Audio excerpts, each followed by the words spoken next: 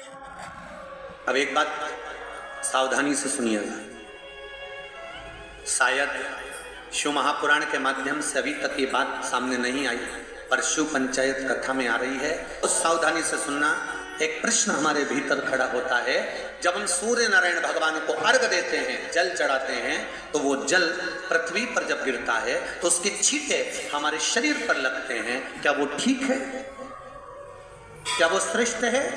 तो शिव महापुराण की कथा कहती है, जब हम सूर्य को अर्घ देते हैं, सूर्य को जल चढ़ाते हैं, वो पानी जब पृथ्वी पर गिरता है, उसके छींटे हमारे शरीर पर लगते हैं, तो वो श्रेष्ठता का भाव निर्मित करते हैं। वो गलत नहीं हो सकता।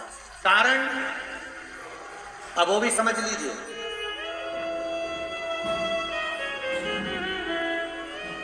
अब सूर्य नारायण भगवान को आप जल चढ़ा रहे हो तो छींटे नहीं लगे, उसके लिए क्या स्टूल पे चढ़ के चढ़ाओगे कि कुर्सी पे चढ़ के चढ़ाओगे?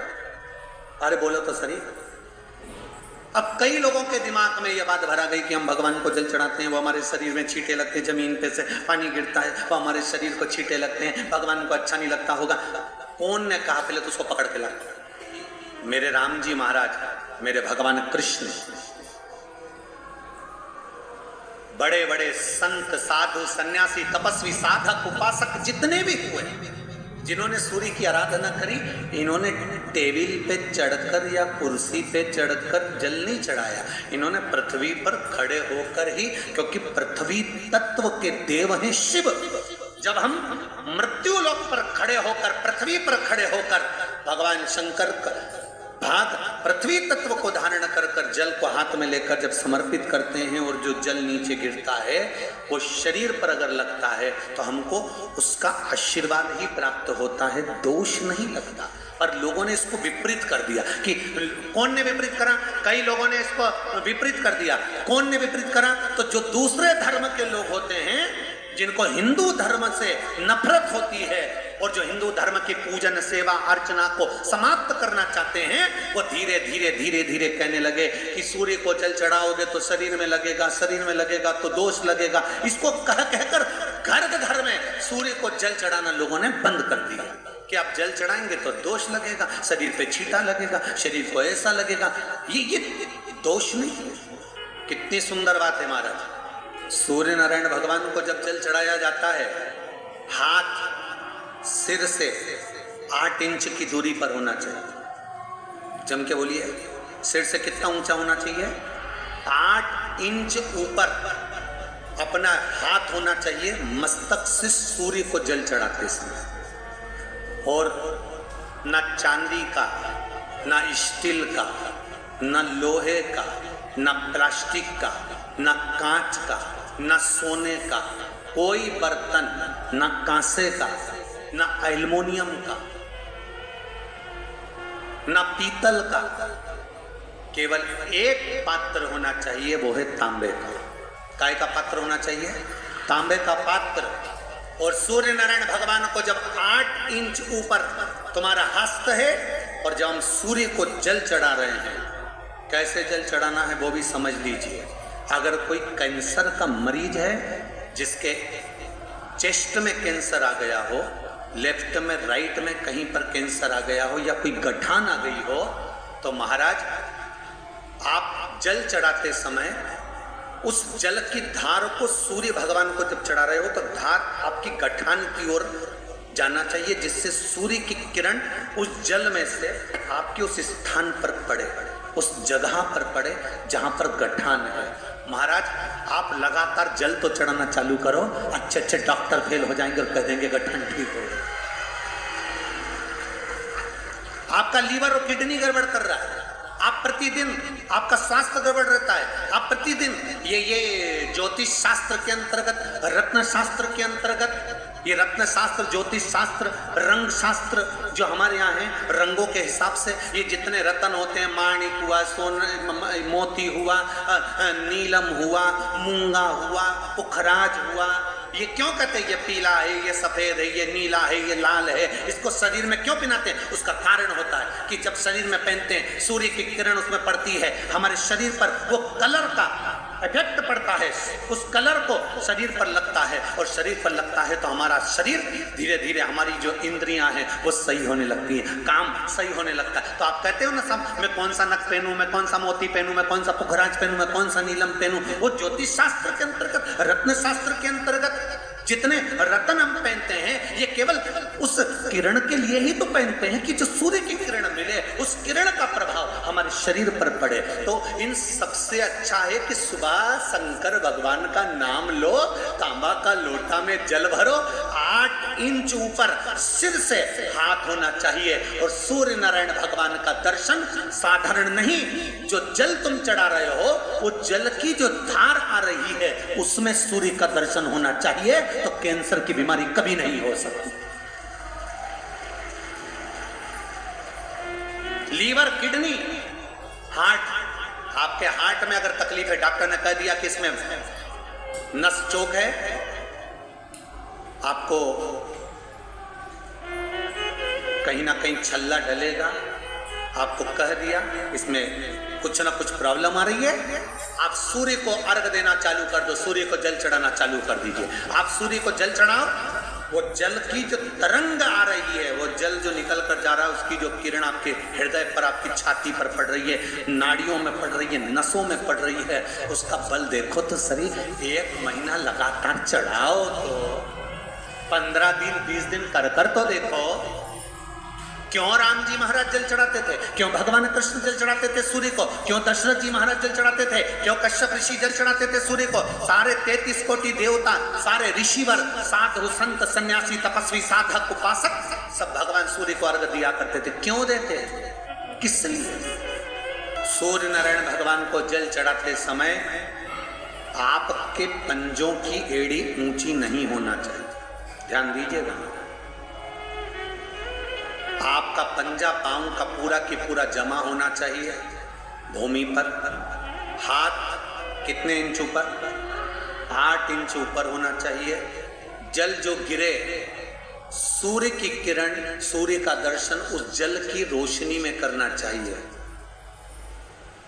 क्या होगा उससे? जिस बच्चे को आंख में चश्मा लगा हो, मोटे से मोटा चश्मा लगा हो, छूट नहीं रहा हो, तो थोड़े दिन उसको सूर्य का अर्घ चढ़वाना चालू कर दो, और जल में से सूर्य का दर्शन कराना चालू कर दो। सूर्य का दर्शन जल में से 2 महीना 2.5 महीना बहुत है, आंख की रोशनी बढ़ जाएगी, चश्मा हट जाएगा। आप कर देखिए। अब एक प्रश्न और खड़ा होता है सूर्य को अर्घ देने में। गुरुजी, पंचदेव पंचायत में सूर्य नारायण भगवान शंकर की पंचायत में हैं। सूर्य नारायण को हम फ्लैट में रहते हैं, हम फ्लैट के अंदर रहते हैं, तो हम फ्लैट में रहते हैं, हमारे यहाँ अगर छज्जा नहीं है, हमारे यहाँ जगह नहीं है, तो हम सूर्य को अर्घ कैसे दें? तो महाराज खिड़की तो होगी, अगर घर में फ्लैट में पानी डुलेगा और आप लोग नहीं समेट सकते तो एक बाल्टी रख लो, एक पात्र रख लो, पर सूर्य नारायण भगवान को अर्घ देकर रोशनी शरीर पर पड़ना चाहिए। जिंदगी में कभी कोई बड़ी बीमारी नहीं आ सकती। कितने लोग देते हैं सूर्य को अर्घ? जरा हाथ उठाओ। बहुत बढ़िया, बहुत जोरदार। पुरुष लोग भी देते हैं ना, चाहे बच्चे से बच्चा, बच्चों के हाथ में भी 1 लोटा पानी पकड़ा। घर में छोटे बच्चे हो ना, उनको तांबे का लोटा दो, पानी दो, जा बाहर खड़े हो जा, 1 लोटा पानी चढ़ा के। पहले दिन आप स्वयं बच्चे के साथ बाहर खड़ी हो, ओटले पर, घर के बाहर खड़ी हो, छत पे खड़ी हो या घर के बाहर खड़ी हो, और बच्चे से कह लो चढ़ाओ बेटा, देखो ऐसा हाथ 8 इंच ऊपर करिए, तांबे का लोटा लेकर पानी धीरे धीरे डोलना है। जैसे वो स्लो मोशन के सीन नहीं होते नाटक में, ये एकदम धीरे धीरे, बस नहीं तो मालूम पड़े छोरा छोरी एक साथ उंडेल के अंदर नहीं। जल चढ़ाते समय उस पानी में से सूर्य की किरण पड़ना चाहिए, सूर्य की। एक बात और कहना चाहूंगा, अगर आप लोग स्वीकार करेंगे तो, अगर कहीं आपको लगता हो कि बच्चा पढ़ने में कमजोर है, विद्या में कमजोर है, रिजल्ट अच्छा नहीं आ रहा, पढ़ने में कमजोर है, वो पढ़े अपनी जगह पढ़े, वो कार्य करे अपनी जगह करे, मेहनत करे अपनी जगह करे। बच्चों को कह दो कि कुछ समय के लिए सूर्य को अर्घ देना चालू कर। सूर्य की किरण जहां पर ब्राह्मण या हिंदू धर्म का व्यक्ति मस्तक पर तिलक लगाता है, भुकुटियों के बीच में उस सूर्य की किरण इस भुकुटी के बीच पड़ना चाहिए, परंतु पानी कम से कम ना करते हुए स्लो मोशन में धीरे धीरे गिरना चाहिए, एकदम धीरे धीरे। तो यहाँ एक रेखा सूर्य की किरण से पड़ती है। सूर्य नारायण भगवान को स्टील के लोटे से या चांदी के लोटे से या पीतल के लोटे से या प्लास्टिक के लोटे से या कांच के बर्तन से जल चढ़ाने से आयु छिन्न होती है। क्या समाप्त होती है? आयु। और सूर्य नारायण भगवान को अगर तांबे के लोटे से जल दिया जाता है तो आयु की वृद्धि होती है, और दिन भर में अगर कोई काम अटकने वाला है तो वो काम का रास्ता खुल जाता है और शरीर की बीमारी समाप्त हो जाती है। शरीर की बीमारी समाप्त हो जाती है। एक नियम बना लो कि हमारे शरीर को, क्योंकि दिन भर हम दुकान पे बैठे रहते हैं, नौकरी में लगे रहते हैं, सर्विस में लगे रहते हैं। अगर मुंबई, पूना, चेन्नई, मद्रास आदि बड़ी बड़ी सिटियों में लोग रहते हैं तो उनको ऑफिस जाना पड़ता है। सवेरे से जल्दी उठते हैं, काम करते हैं, दिन भर ऑफिस में लगे रहते हैं। व्यापार करने वाला व्यक्ति व्यापार करता रहता है, नौकरी करने वाला व्यक्ति नौकरी करता रहता है, धंधा करने वाला व्यक्ति धंधा करता रहता है, ठेला चलाने वाला, गाड़ी चलाने वाला गाड़ी चलाता रहता है। घर की माताओं को एक नियम चालू कर देना चाहिए। क्या नियम? क्योंकि जान है तो जहान है। बोलो सही है कि गलत है? शरीर में रोग आ गया, बीमारी आ गई और तुमने 5 लाख रुपए महीना भी कमाया, मानूंगा एक सरल भाषा में समझ लो, 5 लाख रुपए महीना तुम कमा रहे हो, 4 लाख रुपए महीना तुम कमा रहे हो, और शरीर में बीमारी आ गई। अब वो 5 लाख रुपए तुम्हारे कमाए हुए किसी काम के हैं क्या? हॉस्पिटल में जाओगे, दवाई में, गोली में, जांचों में वो समाप्त होते चले जाएगा। तुमने कमाया किसके लिए था? अपने बच्चों के लिए। मेहनत किसके लिए करी? अपने बच्चों के लिए। परिश्रम किसके लिए करा? आगे बढ़ने के लिए। और मालूम पड़ा कि तुम बीमार पड़ गए, जितना तुमने कमा कर जोड़ा था वो सब तुम्हारी बीमारी में लग गया।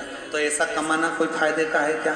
कमाओ, दिल से कमाओ, जितनी तुम्हारी कैपेसिटी है उससे दुगना कमाओ, पर उसके साथ एक काम चालू करो कि तुम अंतिम क्षण तक, जब मौत तुम्हारे दरवाजे पर आए, तुम्हारी उम्र जब पूरी हो, तब तक भी तुम बीमार नहीं पड़ो। उसके लिए एक काम चालू कर दो, हमें तांबे के लोटे में पानी भरना है, सिर से 8 इंच ऊपर रखना है, सूर्य को अर्घ देना है, और जो पानी नीचे गिरेगा उस पानी में से सूर्य का दर्शन करना है। वो पानी जब हमारे शरीर के इस हृदय रेखा के सम्मुख से, इस कपाल रेखा के बीच में से, मध्य से उस पानी की धार जब सूर्य की किरण देगा तो हमारे शरीर में कोई बड़ी बीमारी, ना कैंसर, ना लीवर, ना किडनी, कोई अटैक पटैक आ ही नहीं सकती।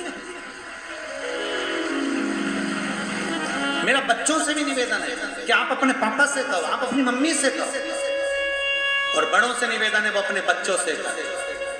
बुजुर्ग माताओं से निवेदन है, अगर आप अपने बच्चों को सुखी देखना चाहती हो, बीमारी में पैसा नहीं लगाना चाहती, आप अपने बच्चों को अंत समय अपनी आंखों से उसको तड़पता हुआ नहीं मरना देखना चाहती, तो सूर्य को अर्घ देना चालू कर दो। क्योंकि सूर्य की किरण जल के साथ जब इस शरीर पर पड़ती है तो शरीर में कोई बीमारी टिक ही नहीं सकती। ये श्रीमद् शिव महापुराण की कथा कह रहे हैं। ये ज्योतिष शास्त्र कहता है, रंग शास्त्र कहता है। हमारे जितने ज्योतिष शास्त्र है, रंग शास्त्र है, नग बताते हैं, मोती बताते हैं, नीलम बताते हैं, पन्ना बताते हैं, ये सब क्या पहनाते हैं? रंग का क्यों पहनाते हैं? क्योंकि रंग का इफेक्ट इस शरीर पर पड़ता है। कपड़े कौन से कलर के पहन रहा है उसका इफेक्ट इस शरीर पर पड़ता है।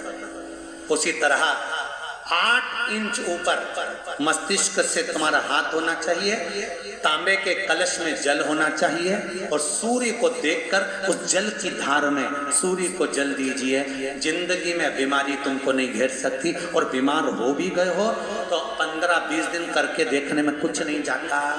बात न मत करना, सियोर वाला हमारा झूठ बोल रहा होगा, उसमें क्या दिक्कत